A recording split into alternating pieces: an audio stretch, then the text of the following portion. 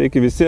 Šį ankstyvą šaltą balandžio 20 rytą susitikom su Remigijum Kviečių pasėlyje ir noriu pasikalbėti su Remigijum, padiskutuoti apie Syngenta's produktą Amistar Kayak Next. Tai Remigijau, dabar tavo įžvalga kokia, kada tas pirmas fungicidinis purškimas turėtų būti atliktas, ar temperatūros labai aktualu, tai vat, ką tu manai? Na, šiais metais pavasaris vėluoja ir šiek tiek pažiūrėjus iki praeitų metų, matom, kad tarkim apie balandžio 24 jau buvo atliekami pirmi purškimai fungicidais.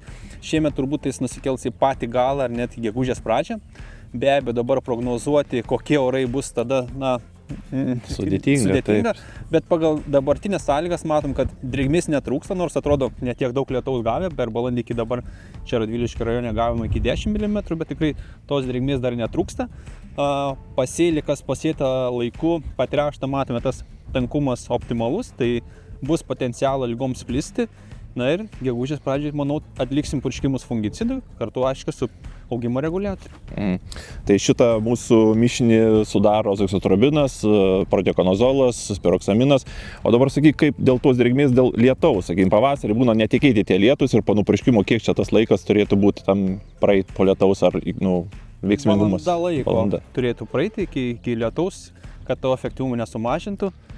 Jo, nes tai yra aktualu, kad tie orai pas mus labai nepastovus, tai atrodo, tas lietus atsiranda iš niekur, tai aišku, pavasarį jo dažniausiai pas mus trūksta, bet apsidrausti ir žiūrėti reikia. O dabar sakyk, ką tu matai, esi išsirovęs, kaip lygų pradai ant senų lapų? Kadangi čia yra neatseliuota, tai nesimato dryžligės, ant senų lapų matosi septoriozės likučiai užkratas. Be abejo, jeigu temperatūros kils, bus drėgmės, atana jautresnė ir mitlygės atsiras. Tai mes ir pastebim, kad dažnai pavasarį ypatingai, kai nėra labai karšta, yra iki 15 laipsnių, turime gana drėgną ir tada mitlygės atsiranda. O dabar sakyk, kaip dėl pašaknių lygų, kada ankstyvumas tą, nes yra daug tokių visokių teorijų, o kaip tu pats galvoji, kada tą pašaknių lygą gaudyti, ypatingai kur yra atsiliuoti kviečiai, tai ten... Tai mes vėlgi tą pavasarį susidurėm su problema, kaip tu sakai, jeigu yra atsiliuoti, yra rizika dėl pašaknių lygų, bet veikia proteokonazolas ją, bet proteokonazolas, triazolas, jiems reikia šilumos. Jeigu turime žemas temperatūras, to efektyvumo mes neturėsim. Jau reikia virš 10, virš 12 laipsnių, kad jis veiktų labai gerai prieš pašaknio ligas, prieš stebalažę. Be abejo, ir purškimo laikas, jeigu mes puršime link 32 arba vėliau, jau kalbėti apie pašaknio ligų ar stebalažės kontrolę jau yra per vėlu. Taip. O kiek tu dabar sakytum pačių proteokonazolų veiklios reikėtų išlaikyti tam pašakniui? Pašaknio lygai jau reiktų ne mažiau 120 gramų. Tai va, nes dažnai būna kyla klausimų tarp ūkininkų, kokias normas daryti, norima sutaupyti, bet gaunasi tas taupimas kitą kartą tiesiog išpurškiama netikslingai. Dabar taip, paminėjai miltlygę, kada miltlygės plitimas, ta temperatūra kokia tinkamiausia jai? Drėgna, šilta, kaip ir įprasta grybiniam lygom, bet ir aišku, tankumas dar turbūt. Tankumas, veislės jautrumas, bet tokia optimali tarp 10-15 laipsnių, kada jinai gana stipriai plinta.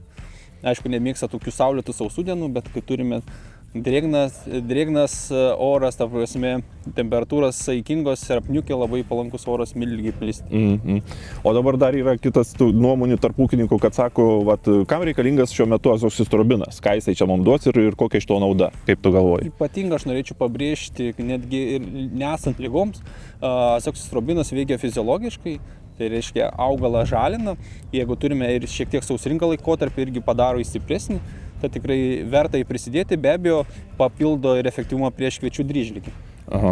Dabar dar biškiu pagrįšiu atgal, toksai ir nusistovėjęs, nežinau, čia kad pavasarį vis tokių naujienų atsiranda ir dabar teko girdėti ir to pačiam, manau, tas T0 purškimas. Yra mums žinomas T1, T2, dar T3, sakykime, bet T0 iš kur jis čia atsirado? Na, turbūt T0 čia labiau iš kokios Anglijos, iš vakarų Europos, kur ten galbūt netgi vasario gale ar kovo pradžioj atliekami purškimai. Na, pas mus tai įprasta yra T1 iki 32 tarpsnio, T2 nuo vėliavinio lapo iki plaukėjimo pradžios arba iki plaukimo pabaigos ir T3 yra žydėjimo metu. Pas mus tokia įprasta 3 purškimai kviečiuose. Tas T0 tai turbūt pagal kalbas, kaip suprasčiau, yra orientuotas į pašaknio ligas, tai turėtume tą T1 šiek tiek anksčiau. Bet vėlgi, kaip minėjau, tam fungicidų geram veikimui reikia temperatūrų. Būtent temperatūros ir tos tinkamos sąlygos.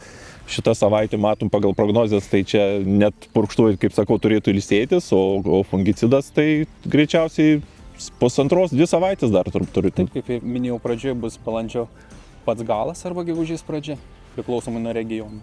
Kaip tu galvoji, kokias dabar taikė normas, ką tu rekomenduoji? Tiksliuosiuose bandymuose mes Amistar Kajaknex mišinį išbandėme 0,4–0,7, tokį mišinį T1. Kvietrugiam, sakyčiau, kaip pagrindinį purškimą galėtų būti, kadangi rimitligė yra gana aktuali liga, tai 0,4–0,7 ar būtų 0,4–0,8 Kajaknex kvietrugiam išties vieną kartą pakaktų. Ką norėčiau dar papildyti išbandymui, ypatingai susidurėm su tą nuomonę, jeigu pavasarį nėra lygų, tarkim, gegužės mėnesis tokia vidutinės, nėra kritulių, bet bandymuose visada gauname didesnį derliaus priedą, ženkliai, jeigu turime ir T1 purškimą, ir T2, tarkim, kaip palatų serą. Ir jeigu mes praleidžiam tą T1 purškimą, vėliau nežinom, kokios sąlygos bus, ateis birželis, bus lietingas, tai lygos labai greitai plinta, o kai mes jau matome ant lapų lygų požymius, tai kad ir stiprus T2 purškimas jau nelaikas gydyti, jau nelaikas gydyti. Sakyčiau, kad ir bus, jeigu vyraus orai šiek tiek nepalankus, kaip sakant, lygom, bet tą purškimą vis tiek reikia mums profilaktinį pasidaryti. Nes T2 jis neištems, neapsaugos tiek. Ačiū Remigijau ir išskirtinai šiais metais šitas pakas yra agrochemai, tai drąsiai kreipkitės į agrochemos vadybininkus agronomus, jie drąsiai jums patars normas, purškimo laikus, o jei ką, drąsiai ir į mus galit kreiptis su Remigijum.